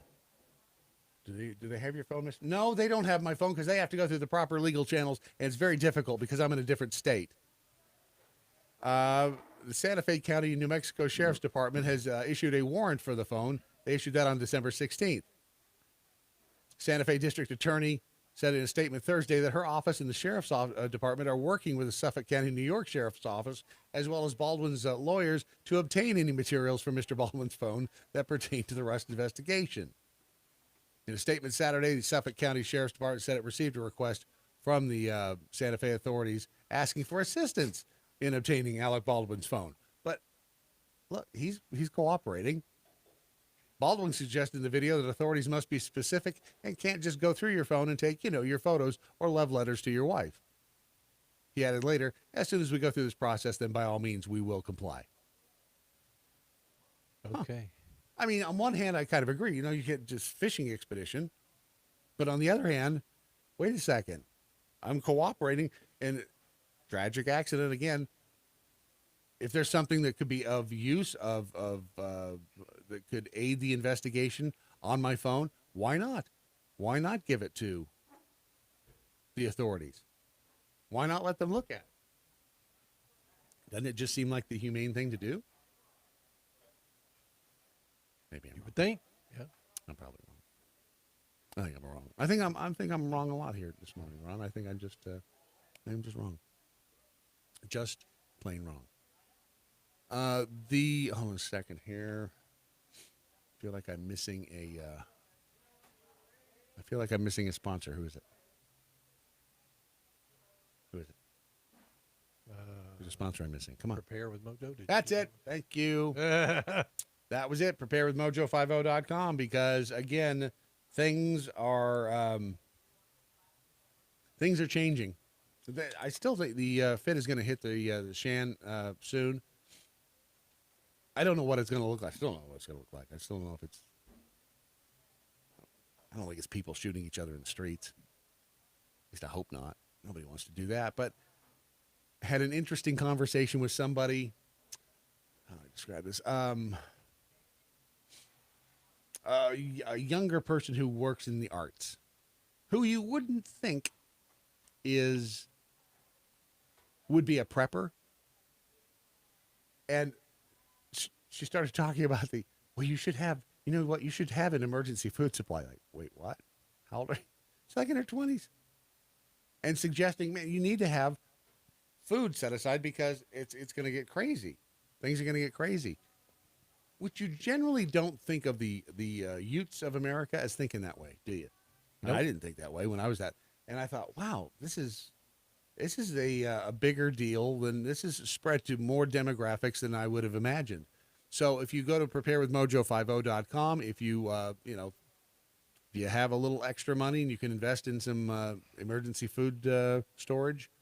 And again, this stuff will last 25 years, so you stick it in a closet just in case. Just in case.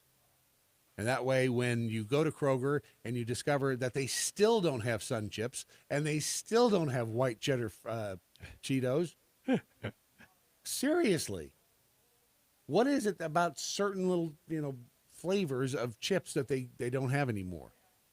Have you not noticed that? They're like permanently these. Honestly, I don't ever do the shopping for that kind of stuff. But Misty had mentioned it. Yeah. You have women for that. I do like Sun Chips though. I do too, and they're like they never have them now.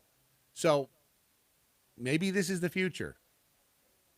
Maybe it's maybe this is the new way of life. Now, I'm not suggesting Sun Chips will, save your life in times of famine, but it's a good idea to have emergency food set back just in case, and possibly some water filtration and things like that, and maybe an artificial sun. I don't know, just a thought.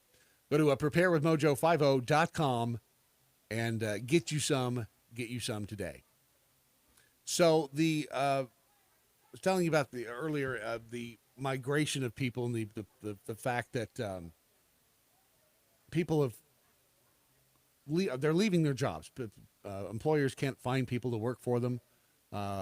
People are leaving what would be considered their life's work for who knows what. They're walking away, deciding that they don't want to just survive. They want to actually live, and actually enjoy life.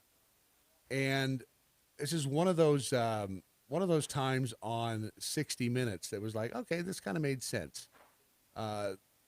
They were interviewing, I think she's the chief financial officer or whatever for LinkedIn. And she actually had a good point about people leaving their jobs.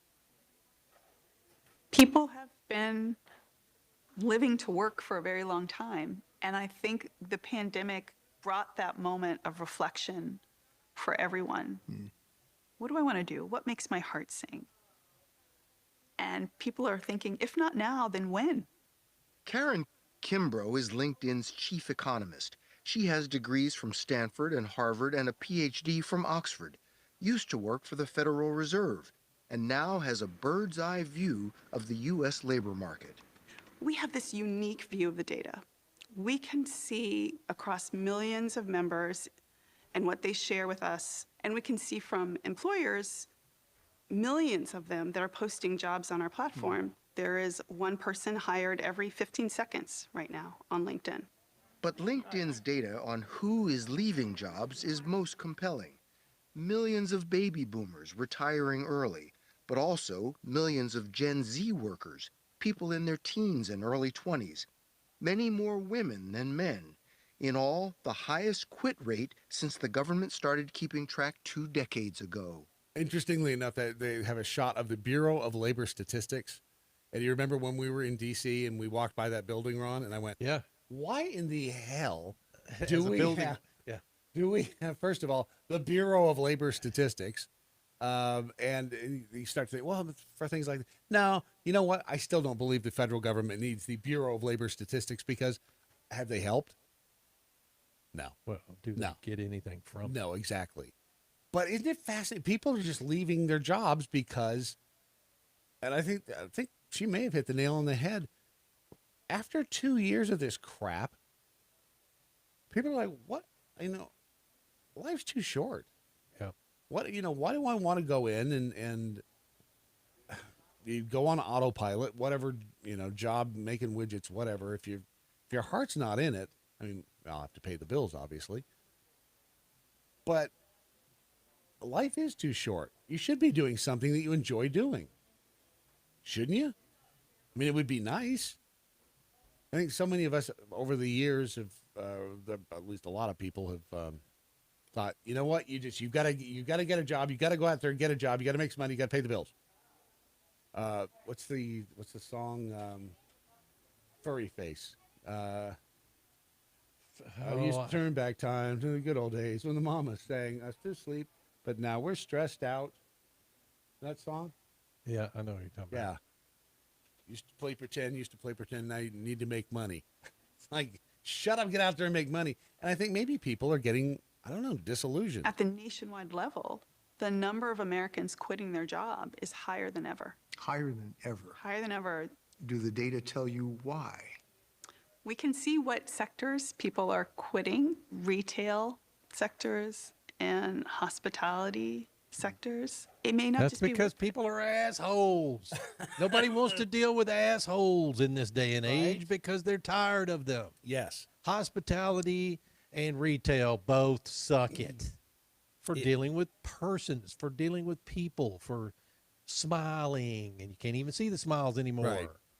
I'm telling you, that's what it is. Where are they going? Somewhere other than hospitality. I don't know. I mean, you do have to pay the bills. You have to pay the mortgage, pay the rent, buy food, pay the electric bill. And it's nice to, think, all right, I'm going to do something that the old adage, if you do what you love every day, you'll never go to work a day in your life, that thing. But you still have to find something to do. Yeah. Which, again, is why I'm depending on all of you to make my name associated with fine art. Not necessarily fine art, but just fine art. Just art. It's like, whoa, is that a Dali? Is that a Staggs? Ooh, I like that. See? I'm just putting that out. Again, we're all here together. I might as well toss that into your lap. And I would do the same for you and have. Is that a Dali? No, it's a Staggs. For some folks. And so in some cases, people are quitting and they're not yet returning. They're taking a break. Americans are burnt out. I like to think of it as it's a take this job and shove it measure. It's just a sign of people saying, I don't need this. I'm out. I'm out. And I agree. Up until 2020, it was you work your ass off, you go to work, you pay the bills, you blah, blah, blah, blah. And all of a sudden, the government steps in and they shut the whole machine off. Everything that you worked so damn hard for, whether it was as a small business owner or whatever it was, everything you'd been pouring yourself into just got yanked out from underneath you. And I think that a lot of people went, what the actual, I think in the Nork? Yeah. I think a lot of people realized we don't have the control over our lives that we thought we did. We don't have the ability to do, our illusion of freedom got whacked upside the head real bad. As soon as we didn't have the freedom, and as soon as they, the lockdowns, they were telling us what to do, and you couldn't go to work, and they shut everything down, and we weren't making anything, and all of a sudden we realized, damn, we don't have the power we thought we had. We have the illusion of freedom in this country. I don't know, maybe that had such an impact on our collective psyche that's what caused this. Maybe. I'm going to make an ironic statement here, but I am not a social butterfly. What? I would just as soon stay in my house 24/7 as to go out and be in public where people are assholes. Right. Again, I talked about it on the show, I guess it was Friday night. I don't have an anger problem, but if somebody pushes me to a certain extent, past a point, I lose, I can't think. I mean, it's blind fury. Right. And then I act stupid. So I don't want to get out in there with the Karen or Darren yelling at me because I'm not wearing a mask, or for some stupid shit that they think is right and it's their opinion. Are you afraid you'll lose it? I will lose my shit. There is no question about me being afraid to lose it. See, that's I have to. I'm usually pretty good at thinking on my feet. I mean, I had a woman tell me to put my mask over my nose when we were at Disney. How'd that go? But it went okay because I was on a ride, an enclosed ride, right? And the rule was we were supposed to wear them over our nose. So I was the one skirting the rules. She just asked me to do it. Now, was I an asshole in my response? Was she an employee, or she something like that? Yeah. Well, she was an employee of Disney, or was she just like a random woman? No, she was a random woman riding a ride behind me. Oh, wow! And you? Yeah, I've got a caller here, and I don't know if we've got any time. You want to try it? Boy, do we have any time? We got 2 minutes. All right, let's yes, do it. Let's do it. Caller. Brad Staggs, Don Neuen. How you doing, brother? Don, I am so happy that you were able to call today. I just wanted to publicly thank you for being my advocate while I was behind enemy lines in the hospital. I cannot tell you how much that meant. And for those of you who are familiar, Don and Dr. X-Ray both called while I was in the hospital, and I was having doctors throw all kinds of crap at me, which I didn't know how to answer. And I had the two of these. I mean, I thought, man, I am so fortunate to have these two guys, plus another doctor as well on the outside. I just wanted to say thank you for doing that, because I don't know if you've been in the hospital lately or in the healthcare system. It's a pretty terrifying place. Well, first of all, my brother, thanks are not needed, and you know that. I appreciate what you're saying, but the minute that Beth called us and Ron called us, we were on it, man. I mean, nothing mattered on the 26th, 27th, 28th, 29th of December more than getting Brad Staggs healthy and out of that hospital. It was the most bizarre experience I think I may have had in my life being in there. It really was. It was not. Well, in days gone by, it was, the healthcare system, you go in and you, as a patient, you are taken care of. Nowadays, it is you are locked in a room and people come in and bark things at you and then leave. It's weird. I'm telling you, it's weird. Yeah, there's no more Hippocratic oath that's taking place right now. But having said that, you're awfully fortunate that you were in a hospital that's in the state that you're in, that actually listened to what you had to say. For the most part. We've seen some very, very terrible, ugly things happening to people that do exactly and requested exactly what you requested, but were denied it and forced on to remdesivir. I got emails this weekend about this, Brad, and I know we're short on time here, but viewers have emailed me, their sisters, their brothers, their husbands, their wives have died in these hospitals because they were forced onto remdesivir, their kidneys shut down, their lungs filled with fluid, and they drowned to death. You were fortunate that you had a good hospital that listened to what you asked and said. And then, of course, we pumped you full of D3 and got you the hell out of there. There you go. That's true. And I'm still taking it. Well, Don Neuen from Cowboy Logic, which, of course, airs on when? It'll be tomorrow at noon on There our you go. station, and then tomorrow night at 11 p.m. Brother, I just want to say I love you. Thank you. You have no idea how much I appreciate what you did, and I owe you big time. Hey, you don't owe me. We're brothers. Thank you, Brad. You got it. Love you there, Ron See you- Phillips, see you, man. I buddy. love you too, buddy. All right, see and you, bud. And I don't mean that in a gay way, bro. I hear you. I hear you. I hear you. Thank you. What do you mean it's let's go? But even if it isn't a gay way, what the hell? Bring some champagne. We'll have a party. That is the end of your Daily Mojo for, what is today? Monday. Wow. January the 10th. Yep. Son of a gun. Is it still Monday? Exactly. Let's find out if anything transpired over here on the Twitters and anybody learned anything. Original Georgia Pete says all about the fear. The more fear they put in people, more people comply. People need to stop letting the fear run their lives. And I agree. In some cases, it's tough. Dr. Mojo Martian, Real Brad Staggs may be out of the hospital, but he's only healthy in comparison to Jeffy. Jeffy got it now, too. That's, God bless him. that's hey. I saw his post. I'm still above ground. Let's see. Coming up over next to these Mojo 50 radio stations, it is the encore presentation of our Freaky Friday show from Friday night, Abnormal Reality. And it is freaky. Don't forget your Daily Mojo made possible by the nimble fingers of real Ron Phillips spinning those dials radio style. Until next time, we the people, we have to continue hanging together, or we'll surely hang separately. 6 separate Tyrannis. And good night, Doc Thompson. Wherever you are. I know. See I looked ya. for that third thing. Your bell count's next. Clear.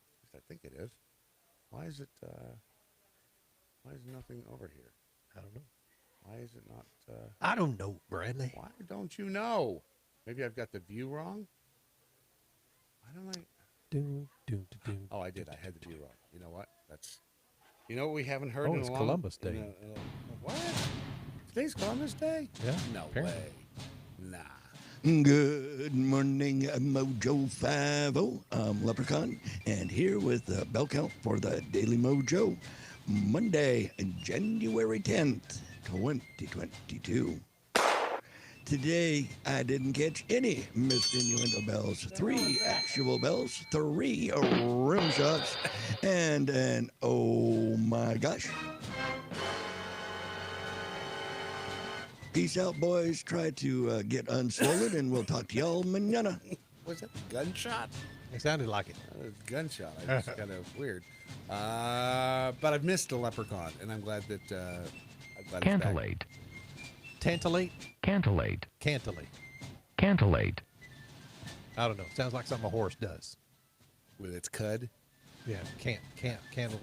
It is no, a canter? verb. No. Cantillate. It means to chant or intone. Huh. That is a wrap. Stanley is still